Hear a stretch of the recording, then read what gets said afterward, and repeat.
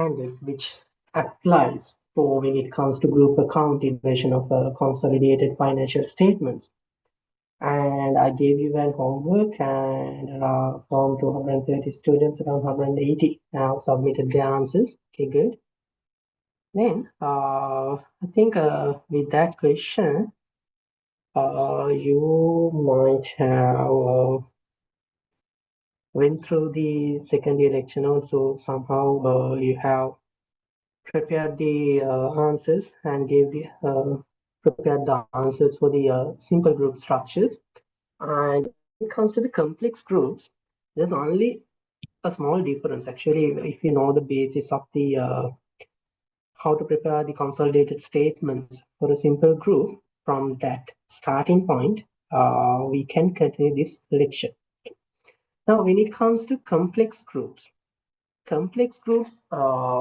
refers to a situation where a parent company owns another company or a subsidiary without directly owning the shares. Now, as we discussed during the previous session, owning more than 50% of the ordinary shares or the voting rights is not the mandatory requirement to have the control over another entity.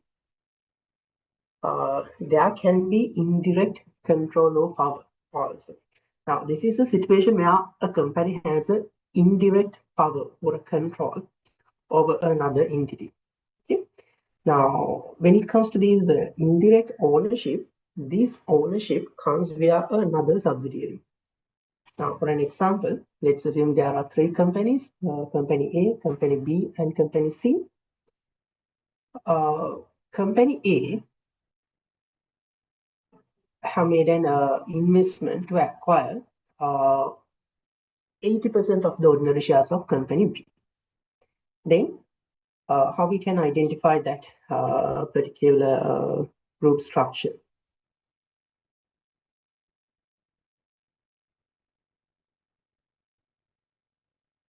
Is it same for the others? Okay, voice like a double, you know.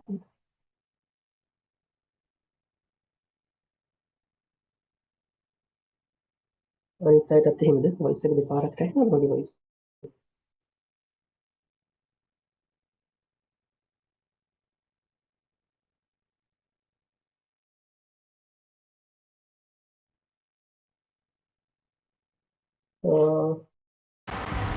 Yeah, when it comes to Unifiers, I think to Unify, you are using two devices. If you can mute your devices, that issue will be resolved. Because maybe with your own device. All the devices they are using somehow take up problem.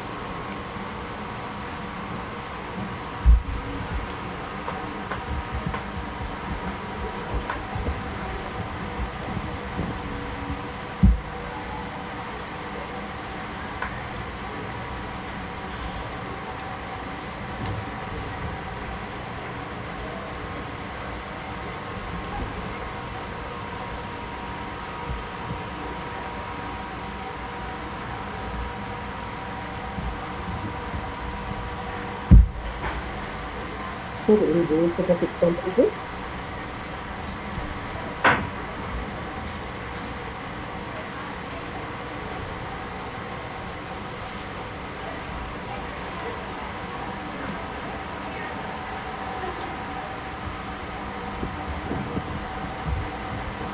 We will go for the fixed temperature. Please.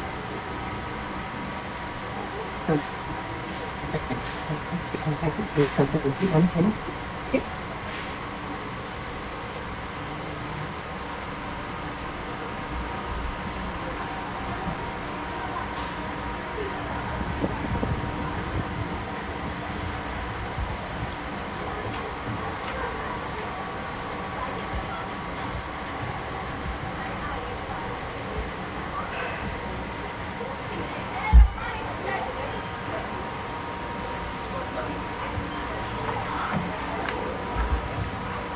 We have three companies, company A, company B, and C. Okay. Now, assume that company A have acquired 80% of the ordinary shares of voting rights of company B. Then, when it comes to this group, how we can identify company A and company B? Now, in this particular relationship, company A act as the parent and company B act as the subsidiary. It's a simple group structure where there's only one parent and one subsidiary. After a few years, company B makes an investment in company C, and we'll assume that company B have acquired 70% of the ordinary shares of 70% of the ordinary shares of company C.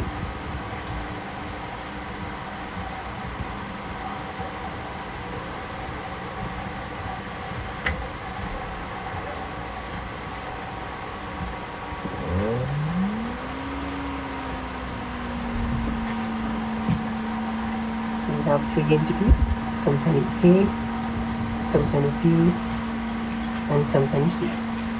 Company A acquired 80% of the shares of company B, and after company B acquired 70% of the shares of company C. Now, in this relationship, who actually controls the activities or relative activities of company B? මේ relationship එකේ ළමයි කවුද ඇත්තටම company B එකේ relative activities control කරන්නේ? Who has the control over company B?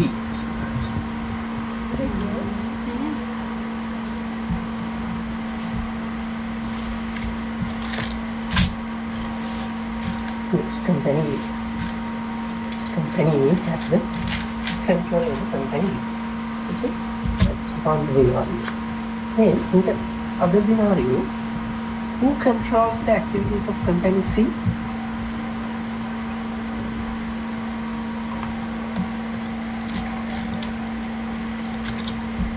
Company B. Then, can company A influence or control activities of company C?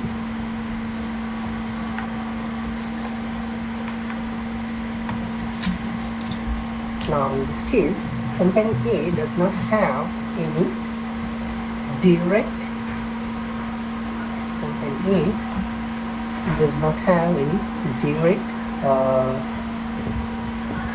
investments in company C, but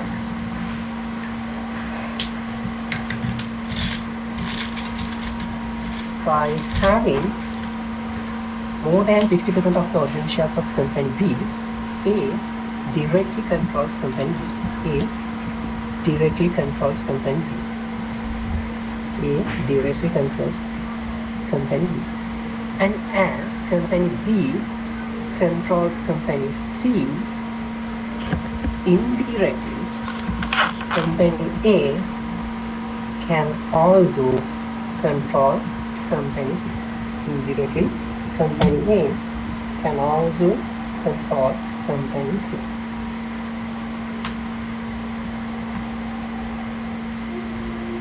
Can you understand this concept? Is it clear to you? This is the scenario. This is one of the examples for the scenario where we need to apply or where we need to identify the particular group as a complex group. In this case, as we always prepare the consolidated statements of financial position from the parent's point of view, company B is the subsidiary of the parent company A, and indirectly, as company A indirectly controls company C, company C becomes a sub-subsidiary. Company C becomes a sub-subsidiary of company A or the parent. This is the scenario where we need to apply the accounting treatment for complex group structure. In this kind of a scenario, when we are preparing the financial statements, we need to apply the accounting treatments for complex group structures.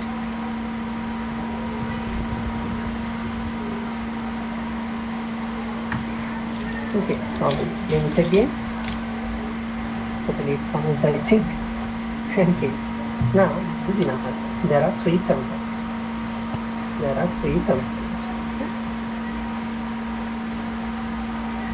Company A has made an investment to acquire 80% of the ordinary shares of company B. Then somewhere around company B has also invested 70% of the ordinary shares of company C. Then in this particular relationship, company A has a direct control over company B with this particular investment. And as company B controls company C with this investment, this provides the power, an indirect control to company A to control the activities of company C through its control over company B. This is the scenario where we identify the group structure as a complex group structure. Is it clear now?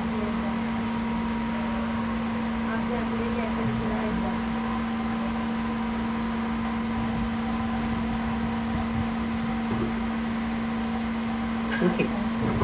Now, when it comes to this control,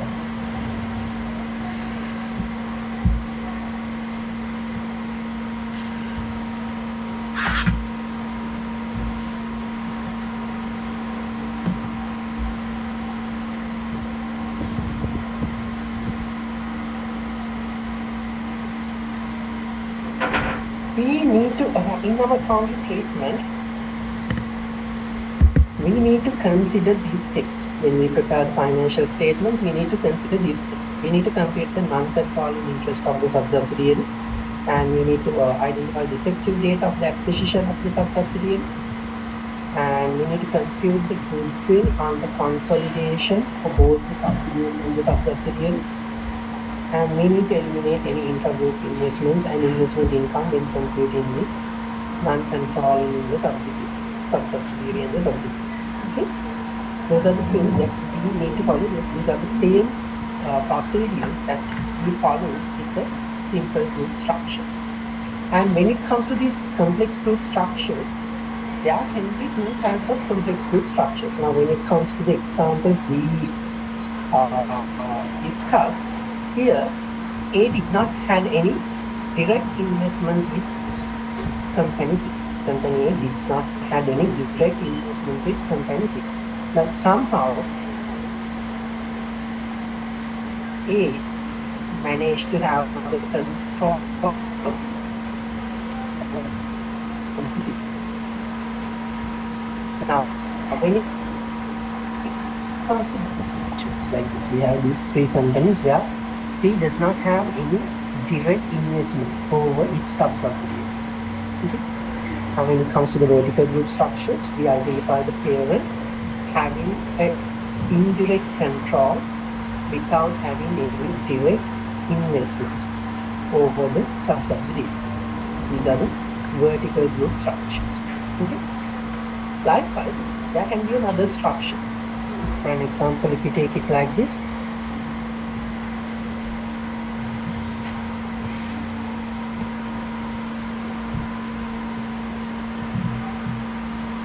again we'll assume that there are three entities: entity A, entity B, and entity C.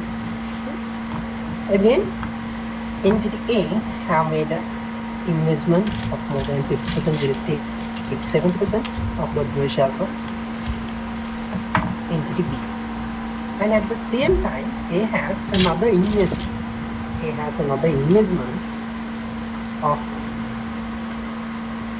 20% of the ordinary shares of entity C. Now, we'll take this as 25%.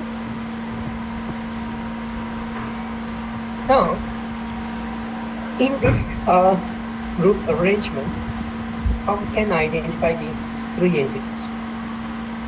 When it comes to this particular investment, how we can identify this investment?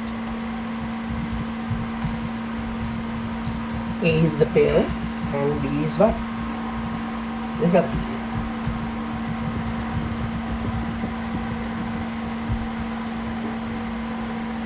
And when it comes to the next relationship, the next investment, here entity A is the investor and entity C is what?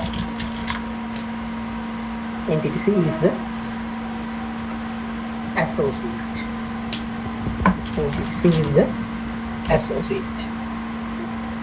Then, after some time, entity B also make an investment in entity C to acquire 80% of the ordinary shares of okay. Before coming to this. Now at this point, entity A has the control over entity B only, and with the entity C, it has only a significant influence. Entity A does not have control over entity C. These two investments. Entity A only controls entity B. Is it clear to you now? Not clear. Entity A තමයි පෙර ඒකට පෙරෙන්ද control එක තියෙන entity B වලට විතරයි C වල significant influence. Okay. Then somewhere around entity B also make an investment of 80% of the ordinary shares of entity C. Okay. Now we see a completely different group structure. Now what has happened? Now again, when it comes to this particular relationship, A is the parent, B is the subsidiary. But with the investment of the subsidiary over the third entity, the parent gets an indirect control. Can you see? Parent gets an indirect control.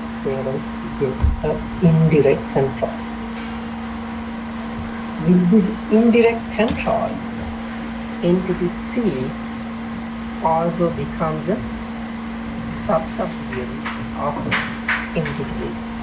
Entity C will also become a subsidiary of entity C.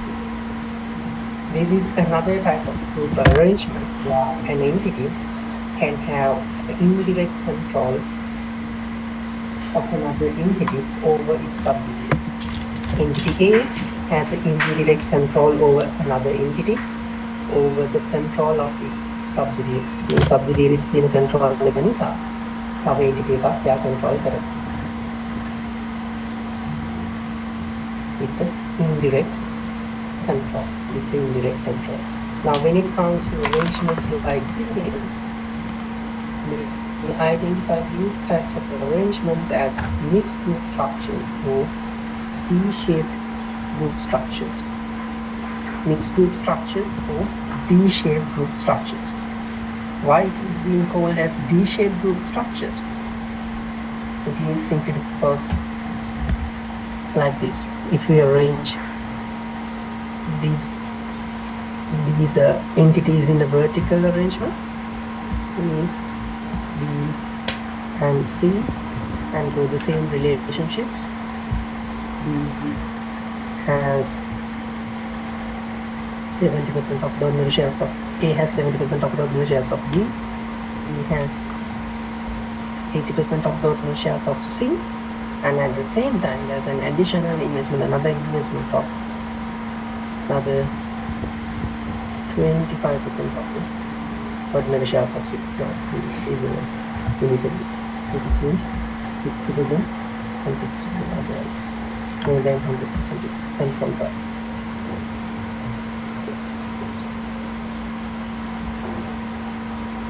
70% of the ordinary shares of B is owned by entity A. 60% of the ordinary shares of entity C is owned by entity B, and at the same time, entity A has an investment of 25% of the ordinary shares of entity C. Now it's arranged in a D shape. Therefore, we call these types of arrangements as mixed groups and as same as D-shaped group structures. D-shaped group structures.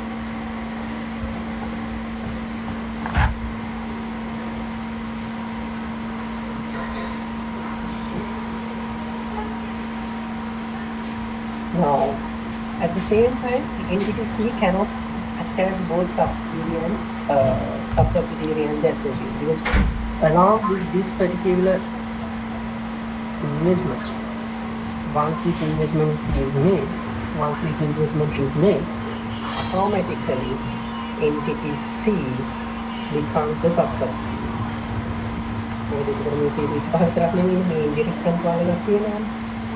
Then the significant influence transfers to alpha. Is it clear to you now?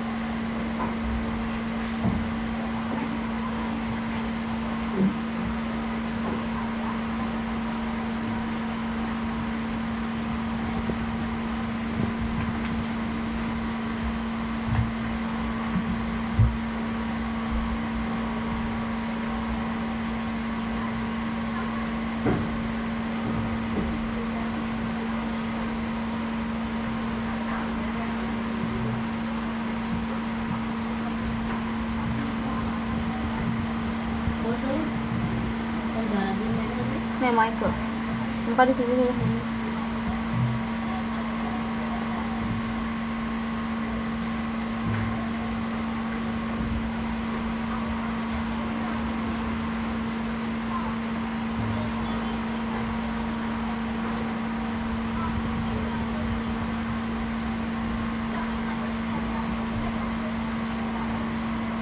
Sorry for that. Okay, now these two types of work structures. The next thing that we need to do is in these kind of relationships, as there's an indirect control of an indirect control that we here.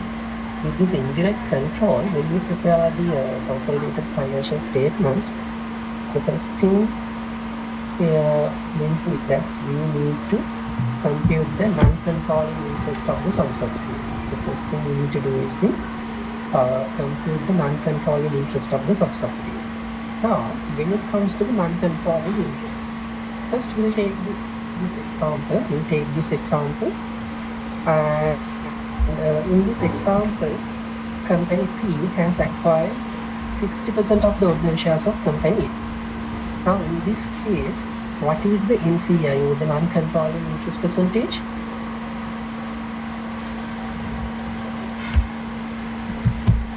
It's 40%. It's 40%.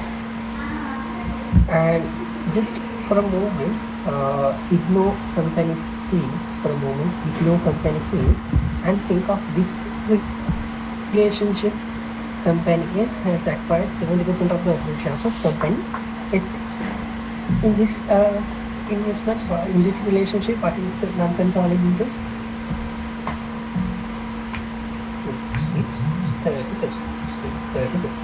But when we prepare the financial statements of the consolidated or of the group, when we prepare the consolidated financial statements, we always prepare the consolidated financial statements from the parent's point of view.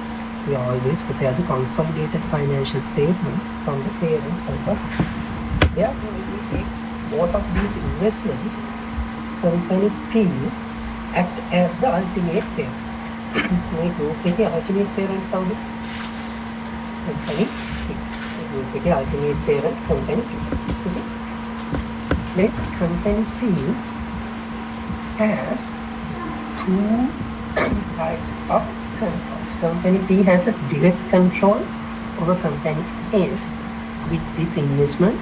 Therefore, when it comes to this relationship, the NCI is 40%. Okay? How about the indirect relationship? With the indirect relationship, how much of the entity's voting rights can be controlled by entity?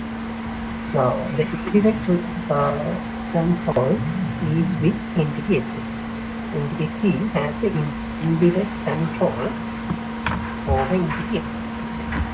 But with this indirect control, how much of the voting shares can be effectively handled by company? Because the voting shares වලින් entity P effectively handle කරන්න පුළුවන් කියලා. How to take that? How to compute that? How much of the voting rights of SF can be effectively handled by entity P? Yes, good. How about the others? Yes, good. No, it's not 60%. 12%, I think this might be a typing mistake.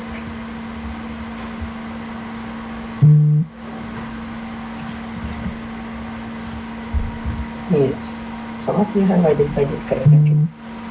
Now, as we'll take the first investment, with this first investment, entity S can control 60% of the shares of S. Entity P can control 60% of the shares of entity S. 60% control කරන්න පුළුවන් නේද?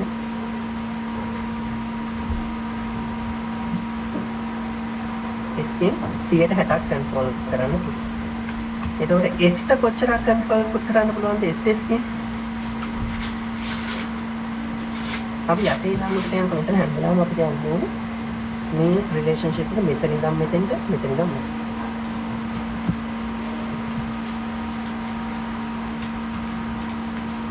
මෙතන ඉඳන් මෙතෙන්ට ගියොත්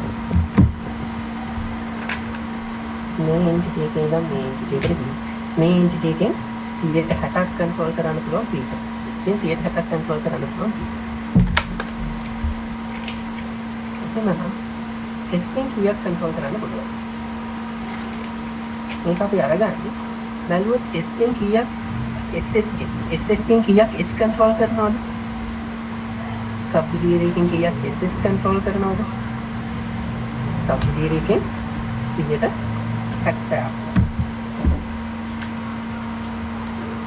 70% of the voting rights of the subsidiary is controlled by S. 70% of the voting rights of the subsidiary is controlled by S. Then, out of this 70%,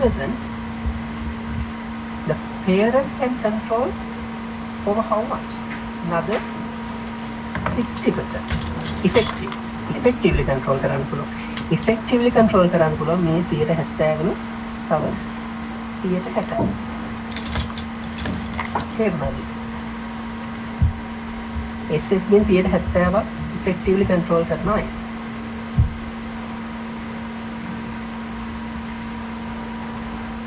A 170 parent effectively control කරන්න පුළුවන්. Parent can effectively control only 60%. Then the percentage which can be effectively controlled by the parent is 42%. These we identify as effective interest. මේක අපි identify කරගන්නවා effective interest කියලා. This calculation we identify as effective interest. Then with the effective interest, we can simply identify the intensity. If 42% can be effectively controlled, how much is the non-controlling interest? If the effective interest is 42%, how much is non-controlling interest? The non-controlling interest is 58%. It is with this relationship. Okay? This is the first calculation you need to do when we prepare the consolidated financial statements. මේක තමයි complex group data consolidated financial statement prepare කරන්නේ. අපි කරන පළවෙනි calculation. Okay?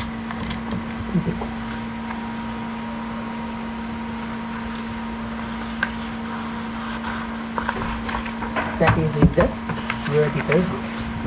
Now, can you tell me the effective interest of entity P in this mixed group structure? Mixed group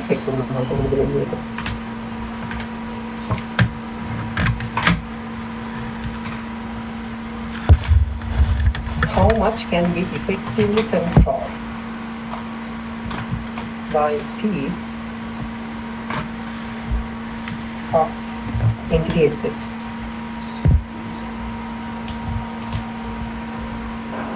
Okay, I got an answer.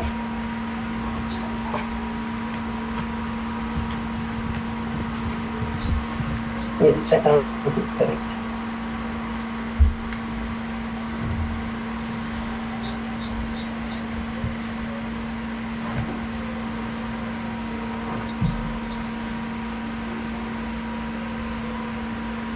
Oh, 30%. Now here, P has a direct investment. Can you see? P directly controls 40%. We need to take that first. P directly controls 40%. P directly controls 40%.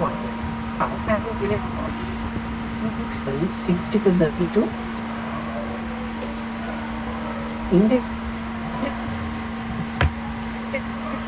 control uh, 10%. Altogether, 40% plus 30%.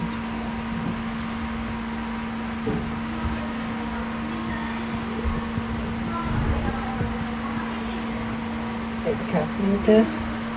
1